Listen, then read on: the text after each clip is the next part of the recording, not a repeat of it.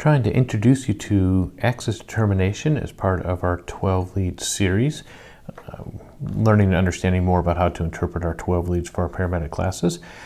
One of the things you have to understand with 12 leads, and it's kind of a physics thing, is vectors. So when we are looking at vectors, we could draw a line. Let's say we go this direction, right there.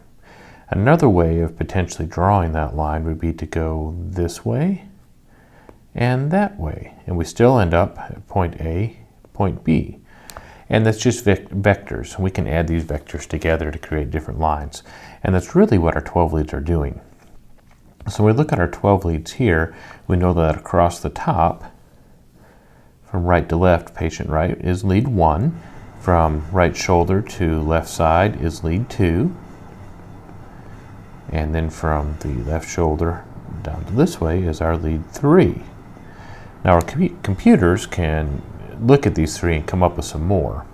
So what they do is they actually do a calculation and come up with augmented leads that go basically from the center of the chest outwards in these three directions. So we have augmented VR going to the right, and then augmented VL, and down towards the foot, augmented VF.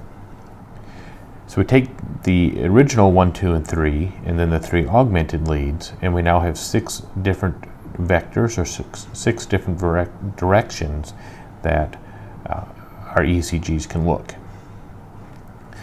We know that typically the SA node in this area kind of come down to the AV junction, then come down to the Purkinje fibers and shoots back up. So generally, the vector is this direction of electrical activity going through the heart, and that is very close to being in line with lead 2, which is why we like to see and look at our rhythms in lead 2, because generally the electricity is moving in the same direction and gives us the largest QRS complexes. Looking at the different directions, if we were to make this a circle with the heart in the middle, lead 1 going from right to left, we'll just say that that's 0 degrees, and then we can work our way around 90. This is actually 180, and up here is either negative 90, or some people say 270. I like negative 90. So as we go this direction around, we're negative numbers, and this direction around, we're positive numbers. And you can see where the different leads line up. Lead 1 is 0, lead 2 is about positive 60, AVF, straight down towards the foot, is about positive 90, lead 3 is 120, AVR goes to negative 150, and AVL goes to negative 30. So when we look at this over our heart, this is basically the direction that the ECG lead is looking. It's looking in these different directions, 6 different directions. If we break the heart into, or the chest, or the heart into 4 quadrants, we have normal, left, right, and indeterminate, or some people will say extreme. In the normal axis, we take it from positive 90, and actually we take it out to about 30 degrees, negative 30 degrees here. So this area is all considered normal.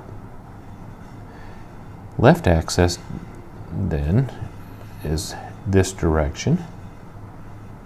Right axis is this direction, and then indeterminate is all the way back here.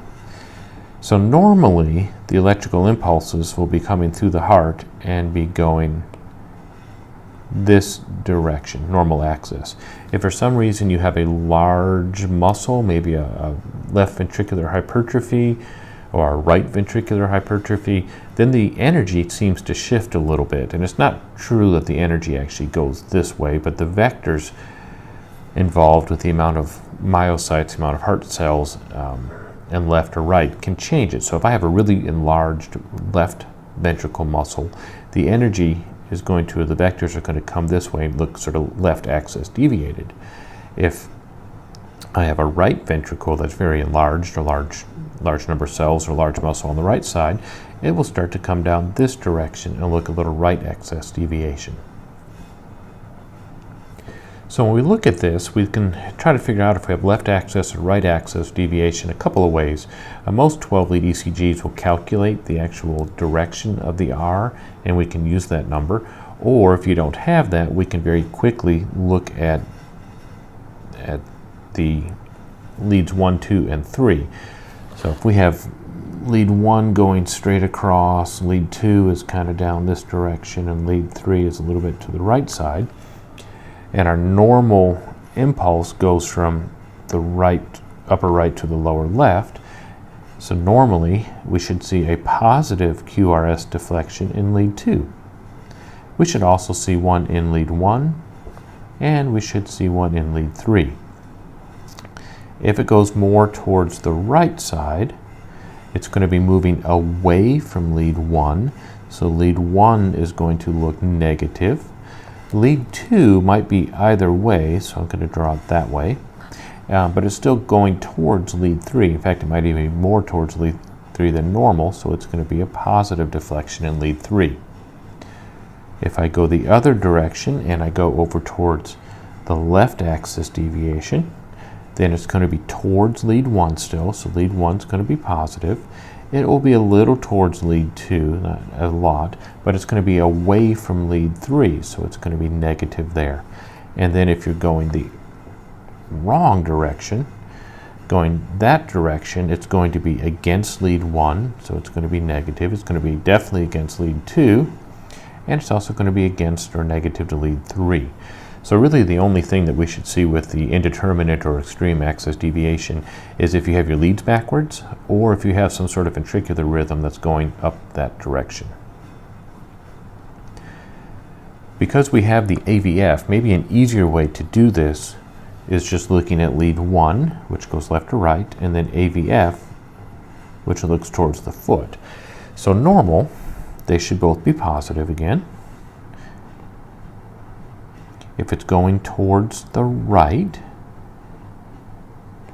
going more towards the right, we will show it towards the foot and kind of away from lead 1. If it's going to the left, then it's going to be towards lead 1, but away from the foot. So that kind of takes 2 and 3 and makes it one lead, and makes it a little bit easier for us. It's not quite as accurate, but it's a little bit easier. And then obviously if it's going away from both, we're still going to both be negative. So this is a quick, easy way to look at just 2 leads to see if you have some left or right axis deviation, or if it's normal. So looking at a few of these, I look at lead 1, and lead 1 looks positive. So lead 1 is positive. And looking at AVF, really kind of hard to see. So let's go ahead and look at 2 and 3. 2 is also positive, and then 3 is negative. So if I draw my quadrant out, and I'm kind of trying to figure this, it's towards lead 1, a little bit towards lead 2, but away from lead 3. So it's really kind of that direction. So this could be a very, very slight left axis deviation, or it could actually be within the normal limits. Now I mentioned the looking at the R waves when the 12 lead calculates it. So if I look at R there, I see R is 17. So we know that 17 degrees, this was 0, 17 degrees should be somewhere in that range. So that's normal. Our next one here, we have lead 1 is positive.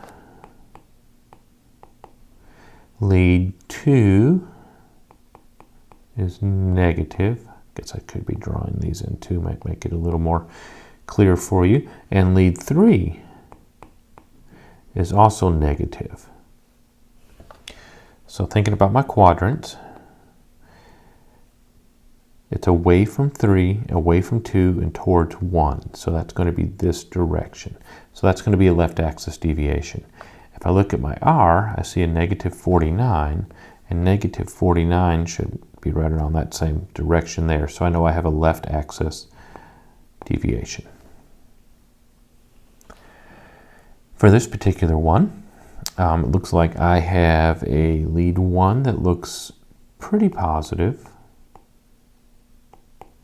a lead 2 that's kind of indeterminate. It could go either way, and a lead 3 which is down or negative. So it's towards 1, kind of perpendicular to 2, and away from 3. And if I look at AVF, AVF is negative also. So this is going this direction again. And that's going to be a left axis deviation. Now the 23 with the R is really close. You wanted to see it greater than negative 30. But this is some left axis deviation. This one here, lead 1 is positive or up. Lead 2 is also positive or up. And lead 3 can go either way.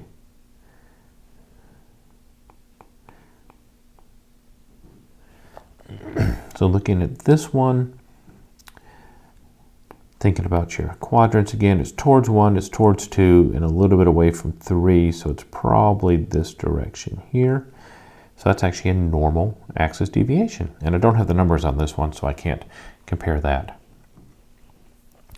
This one here is negative in lead 1, or down in lead 1. 2 could go either way, and 3 is positive. So thinking about my quadrant, I'm towards 3, I'm away from 1, and kind of perpendicular to 2, so that's this direction. That's going to be a right axis deviation. And that's really all there is to axis deviation. Let me know if you have any questions in the comments below, or if you have me in class. I look forward to answering this a little bit further. We'll go over some more in class and look forward to your questions. Thanks.